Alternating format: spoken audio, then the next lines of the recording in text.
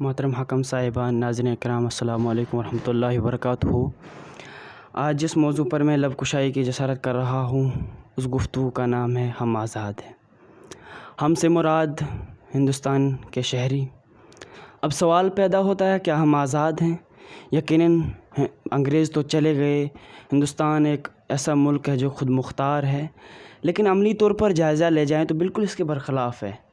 ہم جس ملک میں رہتے ہیں ایک جمہوریت والا ملک ہے، یہاں کا ایک دستور آئین ہے جو سب کو بنیادی حقوق فراہم کرتا ہے، لیکن ایک قانونی بات ہے، عمل میں اس کے برخلاف ہوتا ہے۔ دستور جو ہمیں دستور ہمیں کچھ بنیادی حقوق دیتا ہے، لیکن افسوس آج ہمارے نوجوان تعلیم یافتہ نہیں، اس وجہ سے ان سے وہ سلب کیے جاتے ہیں۔ دستور ہمیں بات کرنے کی اجازت دیتا ہے، لیکن عملی طور پر دیکھا جائے تو صحافیوں کو غلط دھارائیں لگا کر جیل میں ڈالا جاتا ہے۔ پچھلے 5-6 سال کے اندر ہمارے ہندوستان کے ایسے حالات رہے، جو تبدیلیاں آئی، بہت ہی تشویشناک حالات رہے ہمارے ہندوستان کے اندر۔ حکم صاحبان، ہم آزاد ہیں، لیکن میں سمجھتا ہوں کہ ہم آزاد نہیں۔ اب سوال پیدا ہوتا ہے کیوں نہیں؟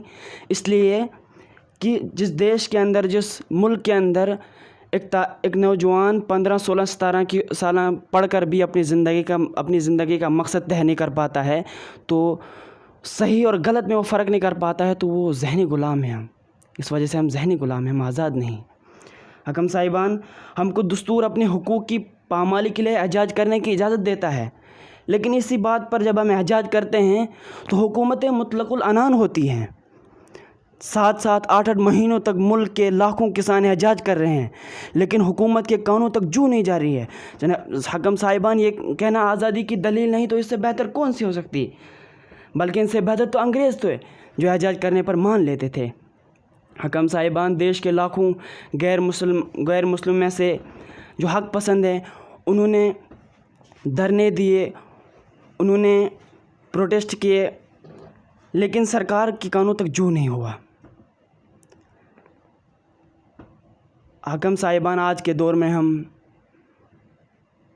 کہتے ہیں کہ ہم آزاد ہیں، مگر ہمارے دماغ میں، جب ہم کہتے ہیں کہ ہم آزاد ہیں تو ہمارے دماغ میں دہلی اور کلکتہ والی وہ عالیشان میٹریں نظر آتی ہیں، لیکن جب ہم اسی بات پر ہم اپنے آدیواسیوں اور دلتوں پر نظر دوڑائیں تو ان کی حالت جو ہے دن بدن بدتر ہوتی جا رہی ہے۔ ان کے ساتھ دستور تو ان کو خوب دیتا ہے، لیکن معاشی طور پر ان کے ساتھ ابھی وہ بھید بھاؤ کا سلوک کیا جاتا ہے، جس طرح انگریزوں کے یہاں ان کے ساتھ سلوک کیا جاتا تھا۔ بس فرق اتنا ہے کہ آزادی کے نام سے کیا جاتا تھا، اس وقت آزادی کے نام سے نہیں کیا جاتا تھا۔ آج جمہوریت کے نغمے ناچ کیے جاتے ہیں، تو ضرورت اس بات کی ہے کہ ہم اپنے آپ پر غور و فکر کریں، ہم اپنے نوجوان نسل کو تعلیم یافتہ کریں۔ انہی باتوں سے میں آپ سے الوداع چاہتا ہوں۔ السلام علیکم ورحمۃ اللہ وبرکاتہ۔